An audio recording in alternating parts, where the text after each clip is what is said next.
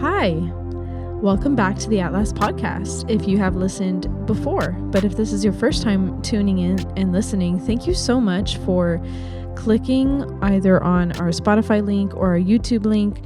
I'm not sure the way that you heard about this podcast, but it is our prayer that it would be an encouragement to you and a blessing, as well as a challenge in the way that you think and in your lifestyle. That is really our hope, is that we would present a more challenging perspective for ourselves. For Megan and myself, we are co-hosts of the At Last podcast.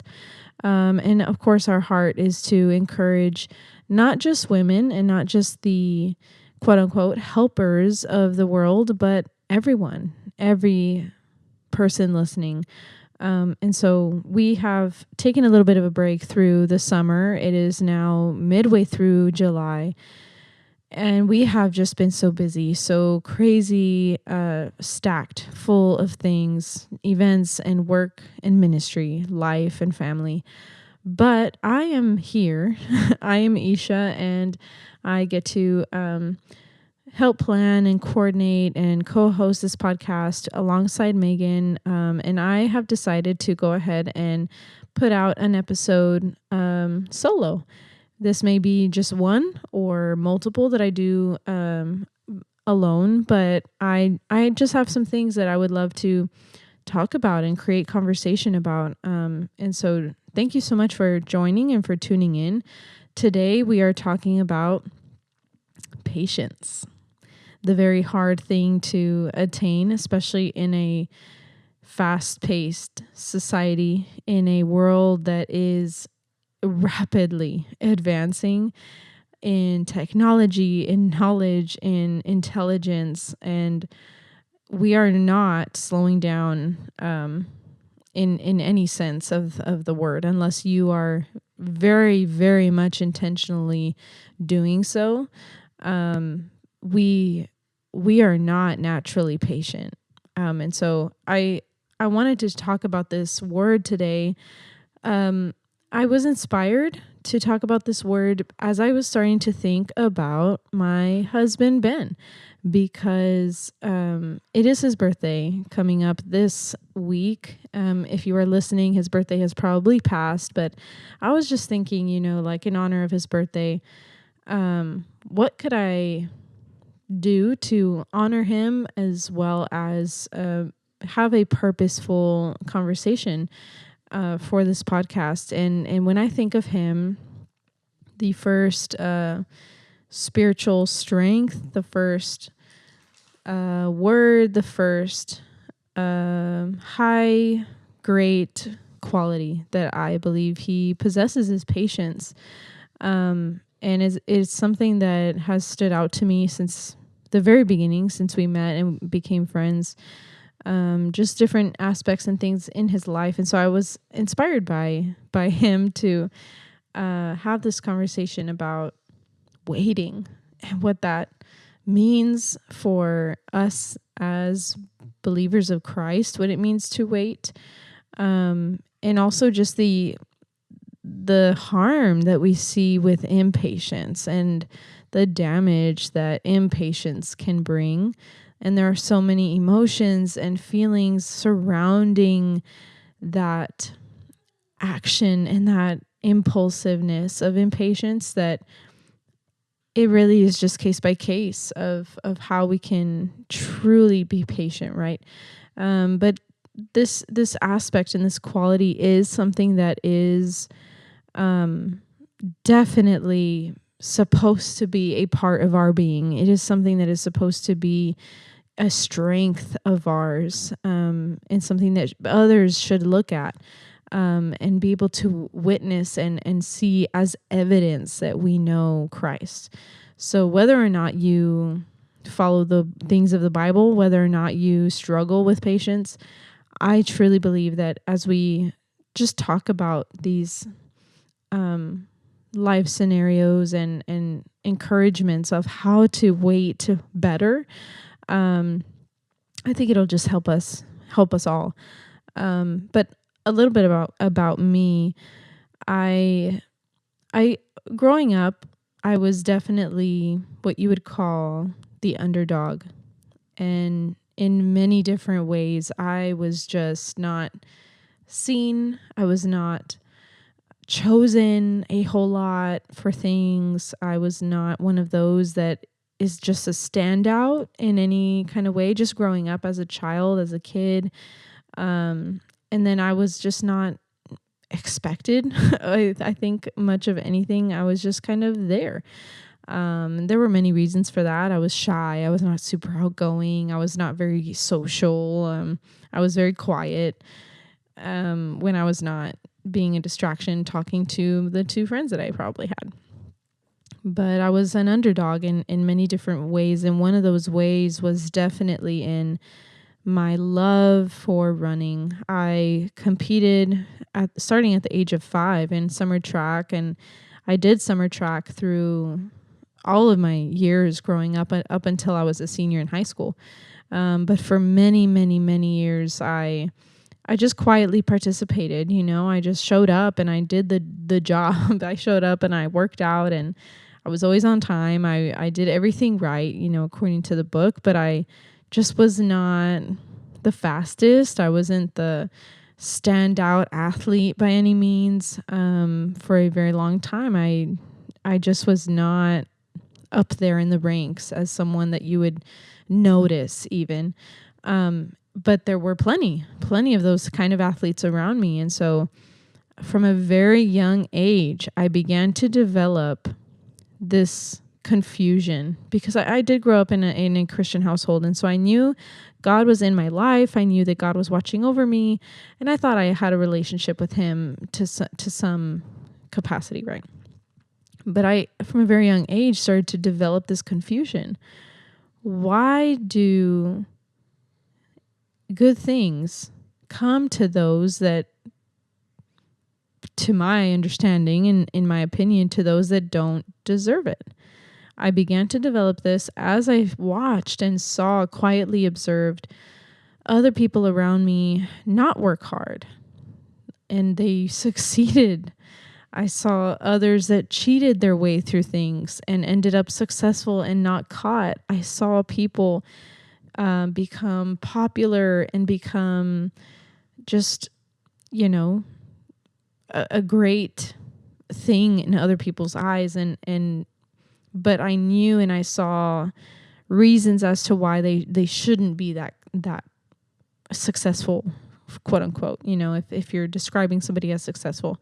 So, and it's funny because you would think that a huge question in the Christian realm is, why do bad things happen to good people, right? But for me, in my context, as I was growing up, I began to ask myself, why do these people that don't work hard, that don't go through what I go through, that don't sacrifice much, that cheat their way, how come they get to be what I aspire to be? And so I kind of grew up with that mentality for a very long time. And I continued through my running career all the way through middle school, high school. I continued to compete and try my hardest, and still would just choke or I would come up short. And I really couldn't understand why, because I worked so hard. I showed up on time. I did all the right things with my shoes and eating right. And I just couldn't understand why I wasn't given enough talent if I had the heart, if I had the righteousness to be a great athlete. And so the question, I think, began to form: when will it be my turn? And maybe in most cases, I was just forced to be patient, right? There's nothing much you can do. I think in the movies, you can imagine somebody that was in my place, and they may have tried to sabotage or take revenge on somebody that had what they wanted. But obviously I couldn't do that, didn't do that. And so I just began to think, when will it be my turn? And I think that question applied to, being seen and acknowledged and chosen in the dating realm. Ever since I was a little girl, I saw those girls that developed faster and were more popular, more cool, more fun, dressed better than I did. all the things of comparison that you could possibly think. They were able to have that kind of social success that I wanted. And so I continued to ask myself, when will it be my turn? When will I get the boyfriend? When will I, get the coolness factor? When will I get all the friends? And so I think growing up, I just wanted a lot, and I had to learn to just wait, but also I had to accept I am who I am, and my life isn't others' lives, right? And that's a whole different conversation about comparison. But as I got older, so in my running career, right, I saw a lot of behind the scenes and felt that things just weren't fair a whole lot of the time. But there was a very pivotal moment in my summer track career specifically, that those same girls that beat me so many years prior, I can't explain it other than God was beginning to teach something to me. But in this one race, I ended up beating them, all of them, these fast girls. And I don't know what happened that day, that time. It was kind of a one-off scenario, situation, but I beat them, and I have it on like a little recording video, that my dad took. But that victory meant more to me than just I beat those girls that, slack off sometimes, that only rely on their talent. It really started to speak to me that if I just continue working hard, if I continue to keep my head down, if I continue to focus on what's right and focus on my life and myself, I can trust the Lord is going to bring about what is supposed to be brought about in my life specifically. And yet even after that moment, I can still say I was pretty humble, because it was not very often that I had a victory like that. So then from that point on, I was about maybe like 10 years old. I think something shifted in my brain, and I understood life isn't fair all the time, but good things come to those who wait and work hard. So as I got older, the whole boy thing, like I ended up becoming boy crazy, and I was not very patient in that area. Starting at a young age, but all the way through middle school, high school, especially just high school. As I got older, I was very impatient. I wanted the fairy tale, and it's hard to find that in high school. Very immature, imperfect people, and your brain is not even fully developed to make logical, very good decisions. So searching for that was kind of just a kid fantasy, right? The fairy tale guy. But of course I, continued to mature and started to form, by the time I was a senior, a new perspective on the whole dating thing. I ended up following Jesus and giving him my life after I had already graduated high school, and I was 18. It was around my birthday. And from then on, knowing him didn't completely shatter that dream of all the things I wanted to have, in my life. I was still very much boy crazy. It was just in a different perspective now. Okay, I'm boy crazy about finding a Christian guy. But as I began to get older and I realized the effects of my impulsiveness, I began becoming very, very, very tired of myself. Because I was so impatient in this dating realm, I really just thought I'm supposed to find a husband, and I want to find a husband. So that needs to happen for me as soon as possible. If I started dating someone and I knew, okay, this is not the one, this is completely wrong, break up, end it, search continues. And I continued like that for a long time, just on and off, always with someone, always searching, always hungry. And it wasn't until I was about 22, around that time, that it finally just clicked in my head. Isha, you need to stop searching for what is supposed to, quote unquote, fill you and provide you this satisfaction or this area of success, and you need to be completely satisfied in me. And that shook me to my core. I finally turned over the one piece of me that was in my own control, which was my love life, and I turned that over to the Lord. And soon after that, it wasn't super long, but being completely devoted and satisfied in him was a freedom that I wished I had chosen so many years prior. And not too long after, I met Ben. And by that time, I was locked in, like I had made that decision to completely devote myself to the Lord. And so when Ben came along, I was done. I was just, I'm not going to pursue this right now.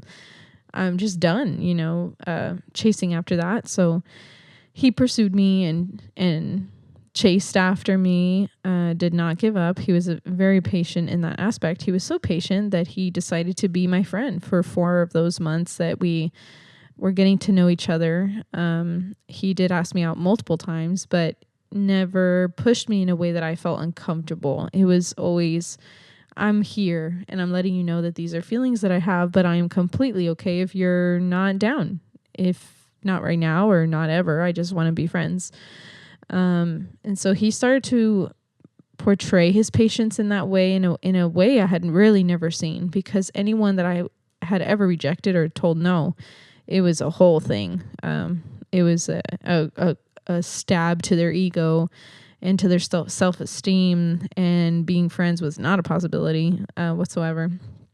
But to him, it was not a problem whatsoever. And that sparked something in me to notice, like, wow, okay, so he's not angry that I just told him no, which is a huge red flag, but he was very patient. And then there was a day that I told him that, he had already told me at this point that he had never really had a real girlfriend, right? A real relationship. And that to me was another huge, sign and look into his life. Like, wow, okay, he's lived, a pretty long young adult life up until this point, and he has not impatiently or impulsively gone after anyone. That was a good sign to me. But of course I was fighting my feelings. And so, he waited for me, and without even knowing what I would say or what outcome would come of it, he waited, and I, ended up giving him a chance, and now we're married with 2 kids. 2 kids. Wow. Okay. No. That's skipping ahead a little bit. We do not have 2. We have 1. Not prophesying anything there or hinting anything there. That's funny. But we're married and we have a little one now.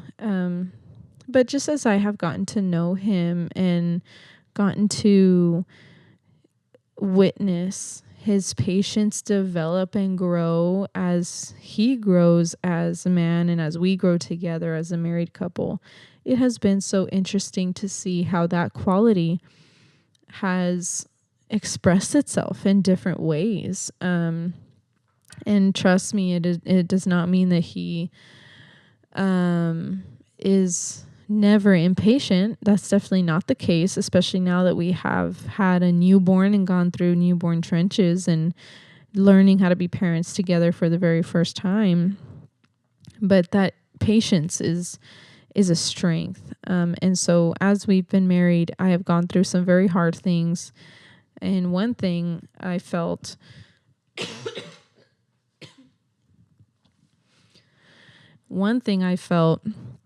really, really tested my patience. I've really felt that I was in a place of toxicity, an environment that I was pretty much dying to get out of. The Lord had told me to stay, and I was obedient to that. And I was waiting desperately for his answer and for his call that I could leave that environment. Ben stuck with me through all of that. But Psalm 13, I recently I actually taught on this psalm to our student ministry a couple weeks ago. And I realized this was my plea. It is a plea for deliverance. Psalm 13, David says, "How long, Lord?" He says, "How long?" 3 times. "Will you forget me forever? Will you hide your face from me? Will I store up anxious concerns within me? How long will my enemy dominate me?" And then he continues, "Consider me and answer, Lord my God.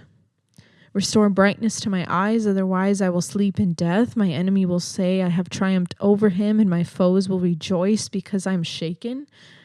Those few verses right there speak to anxiety for the future. If you don't help me, God, this is what's going to happen. This is a perfect picture of where our mind goes when we are allowing anxiety to rule. But he continues with the word, "But I have trusted in your faithful love. My heart will rejoice in your deliverance, and I will sing to the Lord because he has treated me generously." When we are patient, we allow the purposes of the Lord to truly shine. When we are patient and we wait not on our understanding to come together, and we wait not on our knowledge to increase, and we wait not on our circumstances to line up exactly how we want, but when we are patient and we wait on the Lord, we will discover countless purposes behind that patience. We will discover more of who God is. We will discover how closely our relationship can be with him. We will discover his wisdom in a way that we maybe could not have seen otherwise. We will learn so much more about what we ourselves are capable of. We will see things in a way that we could never have seen before had we been impulsive, had we not waited. The purposes behind our patience I have seen in my life through the things I went through growing up, through things I've been through in adulthood, through seeing my husband be so patient, so slow to anger and slow to annoyance and slow to action.